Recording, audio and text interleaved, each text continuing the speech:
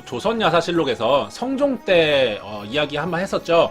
제가 거기서 실수를 한번 했습니다. 성종이 제가 그 관상가 양반 이러면서 이제 수양대군의 아들이라고 이제 말을 했었는데 사실 아들이 아니고 손자입니다. 성종은 8대 임금인 예종의 아들입니다. 제가 실수를 했어요. 예. 대본을 막 쓰다가 보면 정신이 좀 없을 때가 있거든요. 그래서 실수하면 사실 안 되는데 이 영상은 한번 올리면 수정할 수가 없거든요. 예, 죄송합니다. 제가 앞으로 잘 하겠습니다. 예, 수정을 좀 했어요.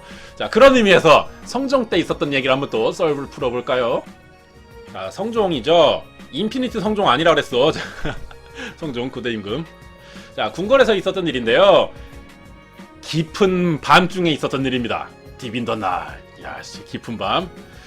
성종이 이제 잠이 안 와가지고 뒤치덕거리다가 이제 막 뒤척거리다가 안 되겠다, 산책이나 한 바퀴 돌고 오자, 이런 생각이 들었었답니다. 어느 날. 그래서 이런 생각에서 내시 한 명만 딱 데리고 궁을 이렇게 막 걸어가고 있었어요. 예, 깜깜한 궁을 이제 막 호롱 키고 이제 갔겠지. 청사초롱인가요? 예, 그거 키고 갔겠죠. 자, 그러다가 요상한 장면 하나를 보게 됩니다. 조위라고 하는 사람의 방이었는데요. 조위는요, 조선 초기의 학자예요. 성종이 굉장히 아끼는 사람이었다고 합니다. 나라에서 굉장히 알아주는 촉망받는 인재였다 그래요. 그 시대에는 이제 결혼하지 않았던 이제 인재들이 이제 그 과거에 합격하고 그런 사람들이 어사 정도의 자격을 갖춘 그런 사람들은요, 궁궐에서 일정 동안 생활을 해야 되는 그런 제도가 있었거든요. 그래서 이제 궁궐에 있었던 거지. 이 사람이 뭐 왕의 뭐 이렇게 친족은 아니지만. 그래서 이 사람의 방 앞을 지나고 있었는데 새벽까지 글 읽는 소리가 낭낭하게 들리는 거예요. 그러니까 성종은 어때? 흐뭇했죠. 왜? 자기가 뽑은 사람이 공부를 열심히 해. 역시 내 눈은 틀리지 않았다고. 이게 나임? 이츠 성종? 막 이러면서 어깨가 으쓱했지. 그랬는데, 그래서 이제 대견하니까 들어가서 칭찬이라도 잠깐 해주고 나오려고 하던 참인데, 갑자기 이 방에 뒷문이 벌컥 열리더니 여자가 갑자기 들어가는 거야, 안으로. 이 뭐야? 아니, 한밤중에 남정네 공부방에 여자가 갑자기 나타나다니. 그것도 궁궐에서 궁궐에서 성종은 좀 뭔가 아리까리한 이런 껄쩍지근한 느낌이 들면서 그런 생각에 호롱불에 비치고 있는 방 안의 그림자, 이 두 남녀의 그림자를 바라만 보고 있었죠. 딱 요런 느낌이었겠지. 요사스러웠을 거야, 그죠?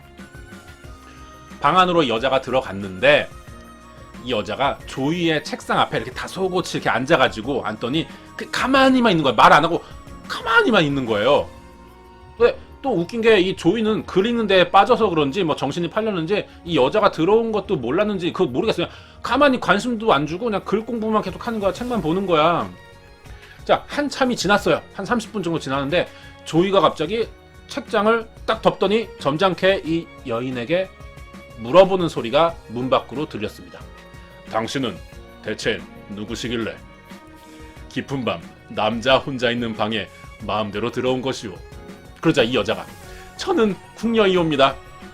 감히 이런 말씀을 드리기는 송구하오나 사실 저는 대궐에 큰일이 있을 때마다 선비님의 모습을 훔쳐 보았사옵니다. 이런 얘기 하는 거죠. 여자가 막 이렇게 머뭇거리다가 이제 말을 하는 거야. 이렇게, 사실 선비님을 흠모하고 있었는데 그 사랑하는 마음이 한계에 달해가지고 이제 더 이상은 참을 수 없다면서 결국 어떻게 하지 못해갖고 고백을 하러 왔다는 거예요. 거기까지는 좋아. 뭐 조이도 사실 개이득이잖아. 생각도 안 하고 있었는데 여자가 날 좋다고 하니까. 그런데 갑자기 이 여자가 은장도를 갑자기 이렇게 팍 꺼내는 거예요. 은장도를. 이 뭐 얀데레 이런 게 아니고, 선비님이 거절할 것 같아가지고 자기가 상사병으로 시름시름 앓다가 죽느니 차라리 은장도로 자결을 하겠다라는 거였어요. 이미 이 여자가 은장도를 꺼내가지고 가슴에 이렇게 딱 대고 있는 거야. 은장도를 대고 있는 거죠. 이게 큰일 나는 거예요. 그러니까 궁궐에서 자살하는 일이 생겨봐 난리가 나잖아. 그지? 더군다나 자기 방에서 조이의 방에서 이런 일이 벌어지면은 이 사람이 잘못을 했든 안 했든 골치가 아파지잖아요. 그죠? 골치가 아파지거든요. 그래서 조이는 재빠르게 이 칼을 뺏으면서 궁녀를 말리기 시작했습니다. 자, 뭐 이런 말을 했죠. 그렇게 자기를 좋아하는지 몰랐다. 몰랐다 이런 얘기를 하면서, 그렇지만 자살을 하는 것은, 이런 걸 자살을 선택하는 것은 바보 같은 일이다. 이러지 말라 하면서 이제 말렸어요. 그러면서 더 웃긴 게 뭔지 알아? 이 궁녀를 품에 이렇게 다 안아버립니다. 안아버렸어. 상남자야. 일단 이 여인을 이제 안정시켜야 돼. 뭐 꼬시고 뭐 이런 게 아니야. 라면을 먹고 이게 아니고 안정을 시켜야 돼. 일단 이제 목숨을 잃을 것 같으면서 그럴 수밖에 없던 이제 어쩔 수 없는 이제 선택을 한 거죠. 그리고 나서 이 호롱불의 불이 꺼져버립니다. 이거를 끝까지 다 지켜본 성종은 한숨을 쉬면서 돌아가요. 물론 조이가 이 게이득을 지금 보고 있는 상황이야. 굉장히 뭐랄까 부러운 상황이긴 하지만 그것보다는 어떤 한 여인의 목숨을 지키기 위해서 자신이 어쩔 수 없는 선택을 했기 때문에 그래도 대단하다라는 생각이 들어가지고 자기 내시를 시켜가지고 자기가 덮는 비단 이불을 몰래 조이에게 덮어주도록 지시합니다. 칭찬해준 거지. 잘했다. 아침이 된 조이는요, 잠에서 일어났는데 기절할 뻔했어요. 이불이 일어났는데 이 왕이 덮는 이불이잖아. 뭐야 이게. 밤새 왕이 왔다 갔다는 거죠. 그런 즉슨 지금 내가 긴 밤에 이 궁녀와 그 통했다. 그거를 다 봤다라는 얘기가 되는 거잖아. 임금이 간밤에 궁녀가 드나든 걸 알았다고 생각해봐. 나는 이제 죽은 목숨이다. 궁궐을 더럽혔다라는 생각으로 죽은 목숨이다. 그래서 그렇게 해가지고 이제 너무 무서워가지고 성종을 찾아가서 자수를 합니다. 성종이 뭐 이렇게 딱 이게 갔어요. 조이가 다가가자 성종이 임금이 먼저 얘기를 합니다. 야 씨, 너 야 꽤 하네. 그 시간에 여자가 드나들고 막 와 야 대단해. 남자 막 이런 얘기 했겠지. 그러니까 조이가 무릎을 딱 꿇더니 머리를 막 조아리면서 비는 거야. 간밤에 눈에 헛것이 씌어가지고 죽을 죄를 졌사옵니다. 달게 처벌을 주시옵소서. 그러자 또 성종은 아니요. 그런 여인의 불쌍한 목숨을 건져준 현명함이야말로 참으로 높이 평가할 지혜로운 처신이었어. 야, 막 이런 얘기를 한 거예요. 오히려 칭찬을 받고 일이 끝났어요.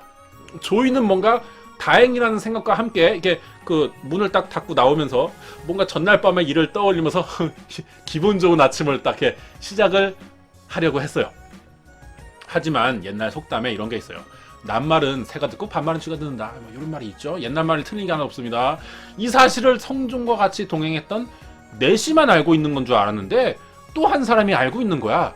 그 사람이 바로 신종호라고 하는 사람인데요. 신종호는 누구냐면 이 조이랑 대등하게 또 학문의 어떤 좀 깊이도 뛰어나고 또 잘생기기도 했고, 그러니까 둘이 라이벌 같은 개념이었어요.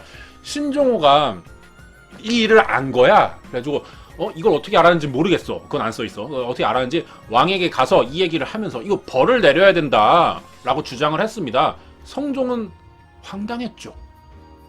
이게 어떻게 알았지 얘가 이 얘기를? 뭐지? 뭐 이렇게 된 거야. 내시가 일렀나? 그러니까 벌을 주래. 그러니까 성종은 고민을 했어요.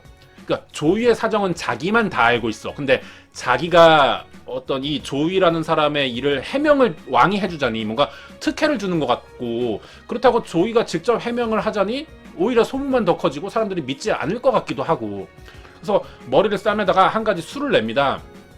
이 성종이라는 임금은 보기보다 꾀돌이였던 거죠. 며칠 있다가 성종이 신종호에게 방금 이제 벌을 줘야 된다 이 사람에게 암행어사라는 직책을 맡기면서요, 조이를 처벌하지 않을 구실을 만들기 위한 속셈이었던 거예요. 암행어사의 직책을 맡겨가지고 다른 고을 지역으로 가서 시차를 돌고 와라라는 일을 시킵니다. 자, 암행어사 여기서 잠깐 조선의 상식 코너 속의 코너 한번 해볼까요? 암행어사에 대해 우리가 좀 알아야겠죠. 이름부터가 간지가 나요. 암행어사. 영어로는 로열 시크릿 에이전트. 왕실 비밀 요원이죠. 조선시대의 암행어사는 사실 민간인으로 위장을 해가지고 그래서 이제 지방을 돌면서 비리 공무원들을 잡아내는 탐관오리들을 이렇게 적발하는 이런 관직이죠. 그렇다고 이게 암행어사가 직책이 따로 있는 건 아니고요. 어명이 내려질 때마다 그 어명에 해당되는 사람이 맡는 일인데 임시관직이에요. 이게 직책으로 있는 일은 아니에요. 암행어사가. 암행어사 상징하면 뭐야? 마패잖아. 말 그려져 있고 막 마패. 이 마패가 암행어사의 신분증처럼 쓰이기도 하죠. 근데 사실 마패의 사용도는 따로 있어요. 암행어사라는 사람이 하는 일이 뭐야? 이렇게 전국을 팔도를 돌면서 이제 시차를 다녀야 되잖아. 그러니까 거리가 멀죠. 막 함경도 갔다가 막 남쪽으로도 막 깊이 막 전라도 막 부산 뭐 이런 데도 가야 되고 막 그러니까 전국 팔도를 다니잖아. 거리가 머니까 말을 자주 타야 된단 말이에요. 그래서 각 기관마다 들려서 말을 빌려 탈 수 있는 용도로 썼던 게 이 마패입니다. 그래서 이 마패 보면 말이 그려져 있죠. 이게 최대 마패에 10마리까지 그려져 있어요, 마패. 근데 보통은 이제 두세 마리 정도가 보통에 그려져 있었다고 합니다. 이게 빌릴 수 있는 말의 수를 그려놓은 거예요. 그러니까 지금 여기는 몇 마리냐? 5마리인가요, 이게? 4마리냐, 5마리냐? 하나, 둘, 셋, 넷, 4마리죠. 4마리를 빌릴 수 있어요, 이 마패로는.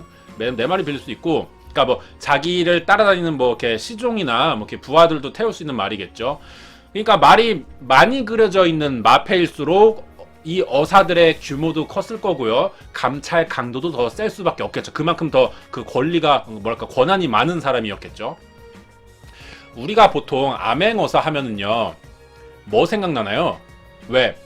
우리 이미지가 이래. 고을에 사또가 막 부정부패 비리를 막 일삼아 그러면은 거기 들렀다가 막 어느 날 암행어사 출두요 말을 가가지고 이 고을에 사또를 이렇게 포박해가지고 막 포졸들이 막 방망이 들고 쳐들어가죠. 막 그래가지고 이제 포졸 포박하고 그 자리에 아마 앉혀가지고 네 죄를 네가 알렸다 막 이러면서 이 사또는 아이고 소인을 살려주십시오 막 이런 거 하고 그지? 여기까지 알고 있죠. 그러면서 뭐 또 수청을 드는 뭐 여자를 구해줘서 막 둘이 사랑을 빠지고 무슨 사랑을 빠져 말도 안 돼. 이게 다 춘향전 때문에 이런 거야. 춘향전 때문에 아니야. 그 뒤에 하는 일이 진짜 중요한 일이에요.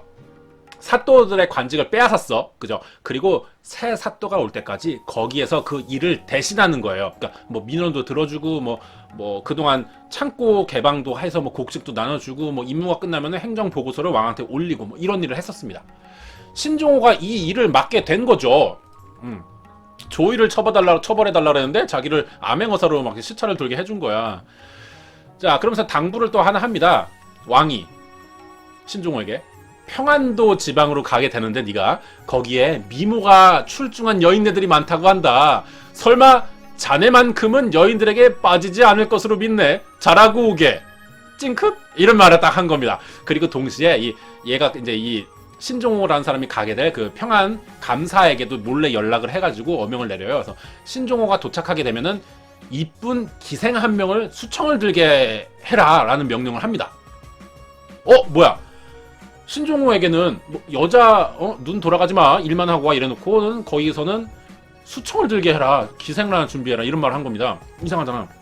그러니까 이런 말을 어쨌든 했어요. 그러니까 그 평안 감사는 어명을 듣고는 고민을 했어. 왜냐면 신종호를 이미 알고 있는 사람이었대. 근데 이 신종호가 워낙에 여자를 가까이 하지 않는 사람이었어요. 그래서 어떻게 기생을 이 신종호한테 접근시킬까가 굉장히 심각한 문제였다고 합니다.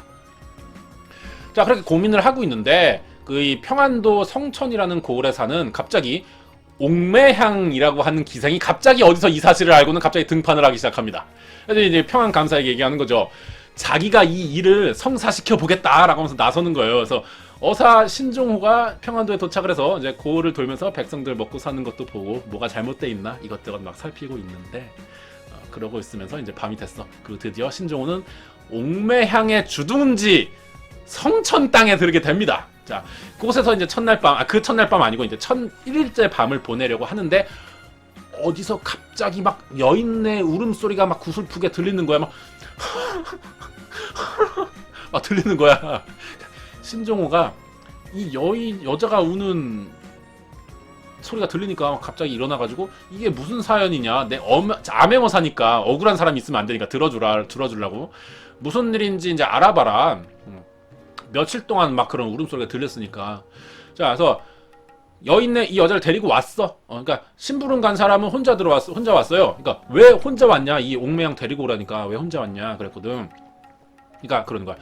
그 여자가 지조가 높은 수절 과부였기 때문에 외간 남자의 부름에는 절대 응하지 않는다라고 전해라라는 말을 했다는 겁니다. 그러니까 어쩔 수 없어. 그러니까 이 신종호가 이 여자 옥매양의 집에 찾아갈 수밖에 없는 거야. 자기가 불렀어야 되는데 갔어. 그래가지고 대체 무슨 사연이길래 밤낮으로 울기만 하는 것이요. 이러니까 옥매양이 일찍이 남편을 여의고 혼자서 살고 있는데 여자 혼자 사는 게 고달프고 뭐 혼자 살다 보면은 행여나 안 좋은 일을 당할 수도 있을 것 같아가지고 지아비를 쫓아 죽으려 했다. 근데 목숨이 허락하지 않는다. 이런 얘기를 막 하는 겁니다. 그래서 이렇게 울어서라도 남편의 뒤를 따르려 하옵니다. 이러는 거예요. 옥매양은 보니까 얼굴을 딱 보니까 또 이쁘기도 해. 보기 드문 아주 절세미인이었던 거죠. 갸냘프기도 하고 막 피부도 깨끗하고 여드름 하나 없고 이런 여자가 눈물로 호소를 하니까 이 신종호도 어때요? 가슴이 미어지는 거야. 아, 그렇게 깊은 사연이 있었나? 이런 시골에 이렇게 이쁜 여자가 이게 이뻤었기만은 아니었던 거야. 이게 중요해. 죽어가는 사람을 하나 살리는 일이 중요하다는 생각이 들었어요, 신종호가. 그래서 이 여자에게 말합니다. 과인은 나쁜 소인은 아니오. 울어서 죽는 것보다는 나를 따르는 것이 어떻겠소? 이렇게 막 멘트를 날렸습니다. 그리고는 며칠 후에 이 옥매향을 데려오겠다라는 말을 했어요. 그러니까 여인이 이 옥매향이 이런 갑자기 차가운 표정을 짓더니 이렇게 차가운 표정을 짓더니 이 미천한 계집을 받아주신다니 황공하지 그지 없사오나 며칠 후 저를 데리러 온다는 말씀은 마치 저를 놀리려는 게 아니신지 의아스럽사옵니다. 비록 혼자 사는 몸이지만 소인을 노리게 취급할 만큼 막 살아온 인생은 아니옵니다 하면서 은정을 꺼내가지고 또 꺼냈어 얘도. 그래서 거두어 주시려면 오늘부터라도 소인은 안 그럼 죽겠사옵니다 막 이렇게 한 거야. 또 은장도가 나온 거야. 신종은 난감했어요. 난감하지. 아니 데려가는 게 그러니까 내 집안에 식솔로 살고 뭐 내가 이렇게 뭐 나랑도 잘 되면 좋지만 뭐 내가 중매를 서줄 수도 있고 막 그런 식으로 둘러둘러 얘기한 건데 자기를 책임지라고 하니까 어이가 없지. 하지만 자기가 말을 또 하고 보니까는 이런 생각이 들었어. 신종호가 생각해보니까 또 내가 괜히 여자 후리는 선비처럼 보였을 것 같기도 하고 이런 오해의 소지가 있을 것 같다라는 생각이 들어가지고 결국 또 이 신종호가 옥매향을 또 끌어안습니다. 그리고 호롱불을 후 불어요. 자, 그랬어요. 옥매향에게 넘어간 신종호는 이렇게 또 이렇게 밤을 보내고 이제 그 지방의 일이 다 끝난 뒤에 아무 일도 없었다는 듯하게 표정 싹 바꾸고 궁으로 들어가게 됐어요. 이미 근데 이 이야기는요, 평안 감사 그 기생을 소개시켜주라는 그 감사를 통해서 성종에게도 임금에게까지 보고가 이미 된 거야. 성종은 어때? 이제 조이를 처벌할 필요가 없어졌습니다. 왜? 조이가 그랬지만 너도 그랬어. 네가 조이를 처벌하라고 할 너는 자격이 없어가 된 거예요. 그렇게 된 거야. 성종은 그리고 나서 조이와 신종호를 부릅니다. 자, 그리고 이제 그 궁녀와 조이랑 같이 이제 밤을 보낸 궁녀랑 신종호랑 밤을 보낸 그 옥매양도 같이 불렀어요. 그러니까 둘둘 이렇게 세운 거야. 거의 뭐 사랑의 스튜디오를 만든 거야, 성종이. 자기 사이에 두고. 그래서 이런 말을 합니다, 네 명에게. 두 사람은 자신들의 여인을 찾아가시오. 라고 사랑의 작대기를 딱 이렇게 날리게 합니다. 그리고 화목하게 지내라. 내 평생 중매를 서기는 또 처음 있는 일이오. 막 신종호랑 조이는 깜짝 놀랐어요. 창피하기도 했습니다. 그러니까 신종호는 특히 창피했대요. 왜냐면 자기가 그렇게 예전에 조이를 보고 벌을 내려야 한다라고 했지만 자기가 막상 또 똑같은 일을 저지른 거야. 그래서 뭐 그렇게 이제 더 이상 뭐 조이를 혼내야 된다 뭐 이런 말을 할 수는 없었고 그럴 처지가 되지는 못했고 둘도 이제 결혼을 이게 두 커플이 생기게 됐던 거죠. 뭐 이래서 이제 이 이야기가 이제 그런 거죠. 남의 얘기는 함부로 말해서는 안 되는 겁니다. 자기가 어떻게 될지 몰랐기 때문에 뭐 어쨌든 이 이야기는 옥매양만 팔자 폈네요. 기생 신분이었는데 미천했는데 이제 그죠? 왕의 이제 왕궁에서 일하는 사람의 이제 부인이 됐잖아, 그죠? 이 사람 일이랑 사실 어떻게 될지 모르는 거예요, 그죠? 그렇기 때문에 사실 남 얘기하는 거 되게 조심해야 되고, 그죠? 함부로 그 정확한 얘기를 다 알기 전까지는 막 건너들었다고 이렇게 함부로 막 어디다 얘기하면 안 되고, 뭐 이런 걸 좀 알 수 있었던 것 같습니다. 자, 근데 더 웃긴 거는 또 이게 임금이 또 중매를 선에 어떻게 신하더래요. 이것도 굉장히 재밌었던 것 같습니다. 이 성종이 되게 재미있는 임금이었던 것 같습니다. 자, 두 번째 이야기 여기서 또 마치도록 하겠습니다. 조선 야사실록이었습니다.